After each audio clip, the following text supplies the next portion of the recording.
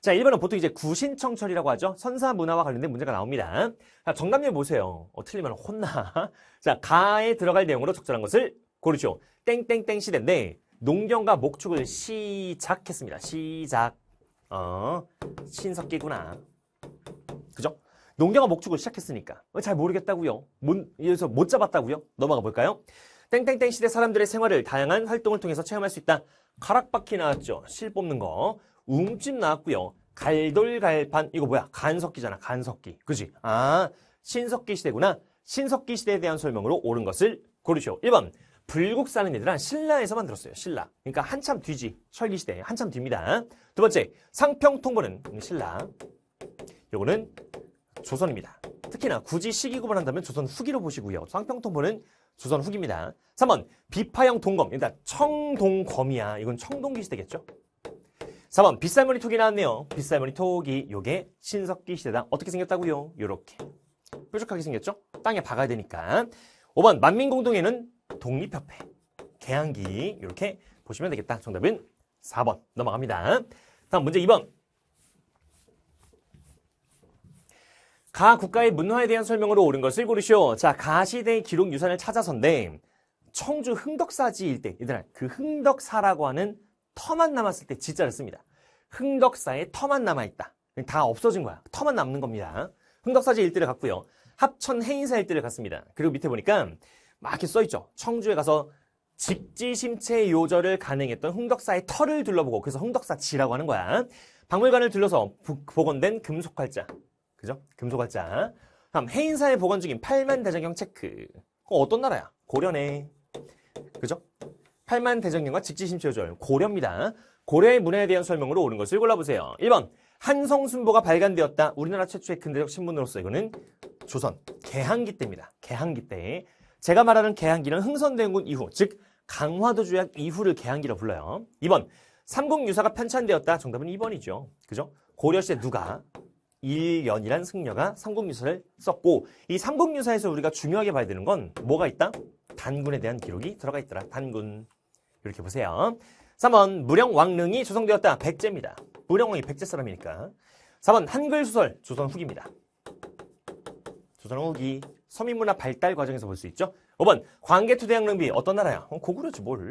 그지? 정답은 2번. 어렵지 않게 풀 수 있어야 돼. 어렵지 않게 풀 수 있어. 풀 수 있어.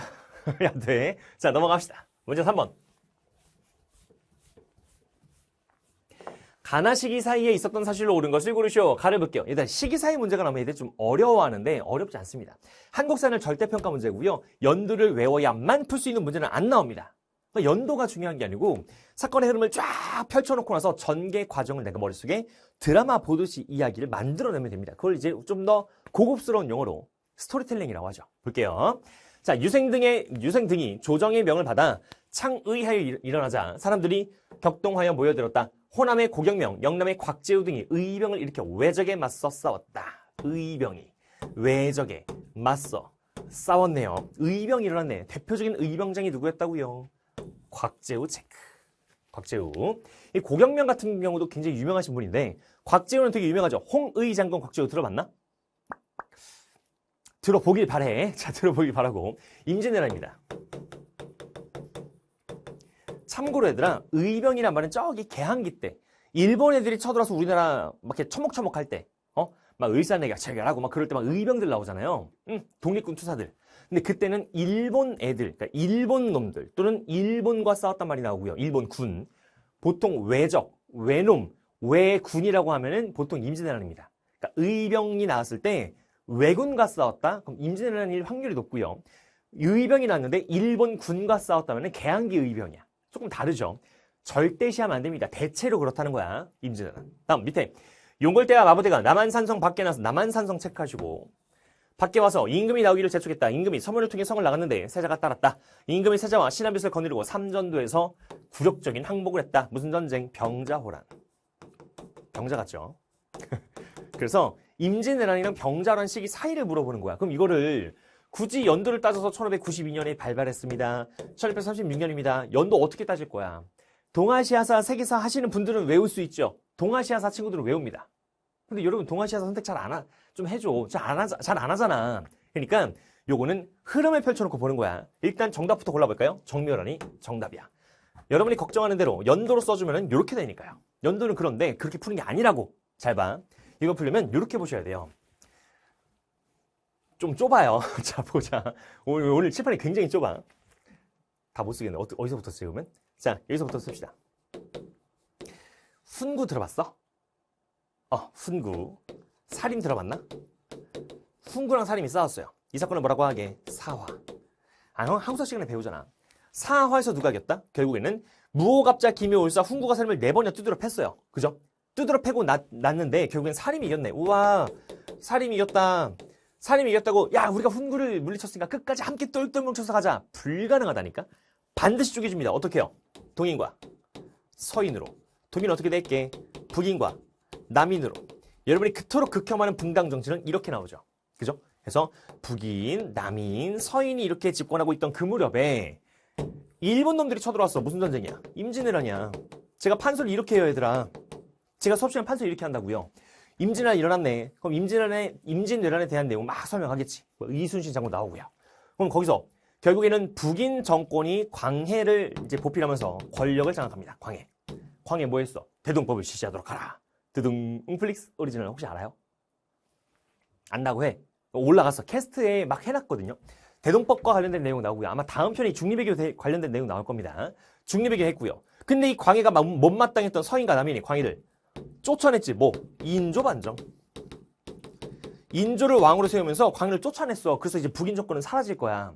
서인이 주도하고 남인이 이제 참여하는데 인조는 좀 밑에 쓸까? 인조 반정. 보세요. 인조는 광해가 있던 중립정책을 폐기해야 됩니다. 왜요? 야, 광해 저거 쓰레기야 하고 쫓아냈잖아. 쫓아내고 권력을 잡았으면 광해가 있던 거 그대로 답습하면 돼, 안 돼? 바꿔야죠. 우리나라 지금 느끼고 있잖아. 정권 바뀔 때마다 뭐 자꾸 바뀌잖아. 똑같아. 정권 바뀌었으니까 싹 다 바꾸는 겁니다. 어떻게? 친명 배금 정책으로. 명나라와 친하고 금나라를 배척한대. 명과 친하고요. 금나라를 배척한대요. 배척. 그럼 누가 기분 나빠? 금나라 기분 나쁘겠죠? 그래서 금나라가 쳐들어왔으니 이걸 우린 정묘호란이라고 합니다. 정묘년의 호, 오랑캐호자야. 우리가 이제 오랑캐라 부르잖아요. 북방민족이 쳐들어와서 난을 일으켰대. 이게 정묘호란이야. 두드러 맞았죠. 그리고 강화도로 도망갔다가 형제관계 맺고 돌려보냅니다. 그런데 그 후금이 됐을까? 후금이 나라를 뭘로 바꿨게? 청으로 바꾸면서 우리한테 이렇게 얘기하죠. 용고일 때랑 마부대를 보내서 야, 조선 우리 황제가 말하는데 너네 우리한테 임금이라 불러보래. 그때 조선 내부에서 어떻게 됐어? 둘로 나뉘어가지고 전하, 명에 대한 사대 예를 저버리고 어찌 오랑캐한테 임금이라 부를 수 있습니까? 나라가 멸망할지언정 명에 대한 사대 예를 지켜야 됩니다. 반대쪽에서는 이보시오. 지금 전쟁이 도대체 몇 년째요? 백성이 피폐함이 이루 말할 수가 없으니 잠시 자존심 내려놓고 임금이라 불러줍시다. 아, 이 사람이 명이 있어야 조선이 있는 법 누가 이겼게? 명나라를 시체말로 물고 빠는 사람들 이겼어요. 두드러 맞았네. 무슨 전쟁? 이게 병자호란이야. 병자호란. 이렇게 되는 거예요. 제가 수업을 이렇게 합니다. 그럼 정묘 병자호란 외교 정책 실패 때문에 정치인들 때문에 일어났거든. 누가 죽었다? 여러분이 죽었어요. 저 같은 일반 사람이 죽었습니다. 그랬거든. 그렇게 하면 정치인들 정신 차려야 되잖아. 안 차리네. 예송논쟁, 상봉 입는 기간, 그리고 숙종 때 환국. 그러면서 정치 개판 났죠. 그럴 때 정치를 개혁하겠다. 탕평군주가 등장하네. 누구? 영조와 정조.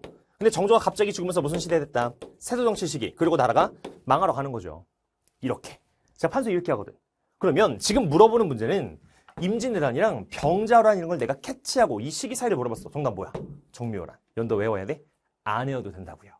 제가 판서를 이렇게 좀 좋아하거든. 쫙 펼쳐놓고 하는 거 좋아합니다. 그 판서를 이야기의 흐름에 따라서 그대로 이렇게 따라가면 정답은 쉽게 고를 수 있는 거야. 정답 1번이야. 아셨죠? 다음 2번. 자, 운요 사건은 이건 강화도조에게 배경이 됩니다. 강화도조 약. 그래서 운요 사건으로 인해서 강화도조약을 체결한 거야. 이것도 흥선대원군이 실각하고 난 이후에 개항기 때입니다. 3번. 이자겸의 난이 발생했다. 고려시대죠. 전혀 관련 없고요. 고려 문벌귀족 집권기. 다음 4번. 나당연합군이 결성되었다. 이거는 삼국통일 과정입니다. 그죠? 신라랑 당나라 연합군이 결성돼서 백제 멸망, 고구려 멸망 이렇게. 다음 윤관의 건의로 별무반이 편성되었다. 고려시대 문벌귀족 집권기. 이때 똑같습니다. 됐죠? 정답은 1번 보시면 되겠다. 연도로 푸는 거 아닙니다. 사건의 흐름을 가지고 이야기로 한 판에 구조화시키시는 게 가장 효율적입니다. 다음 문제 4번.